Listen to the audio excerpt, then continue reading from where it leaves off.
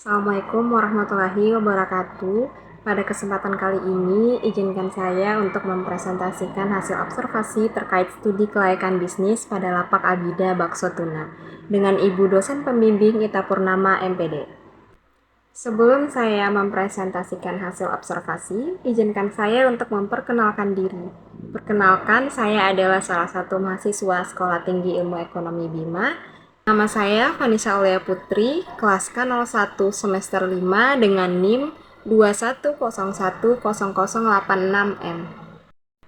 Yang pertama, penemuan ide gagasan dan visi misi. Penemuan ide awal sehingga memulai usaha bakso tuna yaitu awalnya berjualan Salome via online melalui sosial media, lalu menemukan ide baru untuk membuka lapak dan membuat menu tambahan yaitu bakso ikan tuna. Yang dimana bakso ikan tunanya dibuat oleh kerabat di Kolo, sehingga melalui usaha ini bisa mendapatkan penghasilan tambahan. Adapun visi dan misinya, visi mempunyai keinginan untuk menjadi pengusaha yang sukses di masa depan, dan untuk misinya, memperkenalkan bakso ikan tuna kepada seluruh masyarakat Kota Bima. Selanjutnya, aspek studi kelayakan bisnis. Yang pertama, analisis SWOT, Strength, Weakness, Opportunities, dan Threats. Strength atau kekuatan, yang pertama memiliki harga jual yang terjangkau dari kalangan menengah ke bawah dan kalangan menengah ke atas.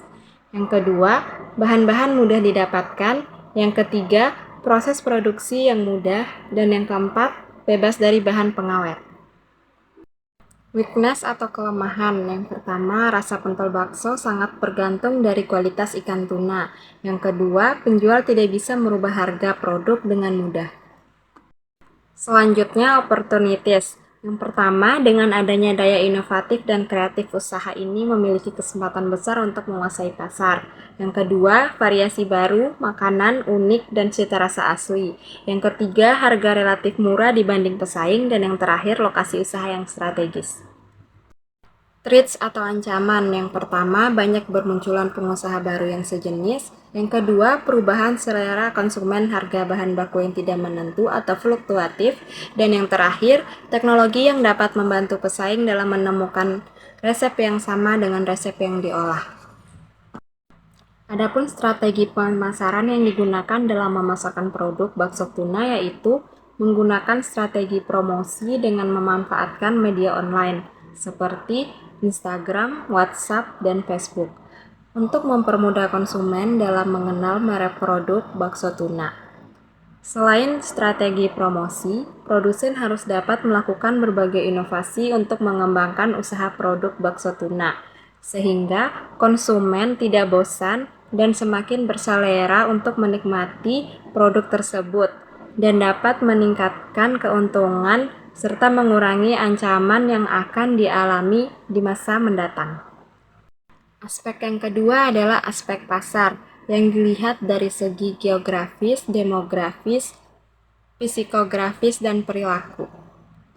Geografis, pada aspek geografis, sasaran dari usaha bakso tuna yaitu usia anak hingga kalangan orang tua karena aman untuk dikonsumsi semua kalangan.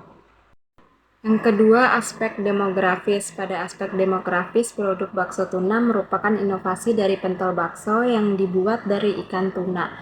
Makanan ini dinikmati oleh masyarakat usia anak hingga orang tua tanpa membedakan jenis kelamin. Psikografis. Pada psikografis dari produk bakso tuna yang memiliki harga jual terjangkau sehingga dapat dinikmati semua kalangan dari kalangan menengah ke bawah hingga menengah ke atas. Perilaku. Pada perilaku dipengaruhi dari daya beli konsumen yang nantinya mempengaruhi usaha bakso tuna.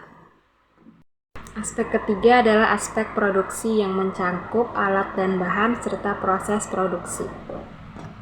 Adapun alat yang digunakan, yang pertama mesin penggiling, yang kedua panci, yang ketiga sendok, yang keempat kompor, dan yang terakhir timbangan digital.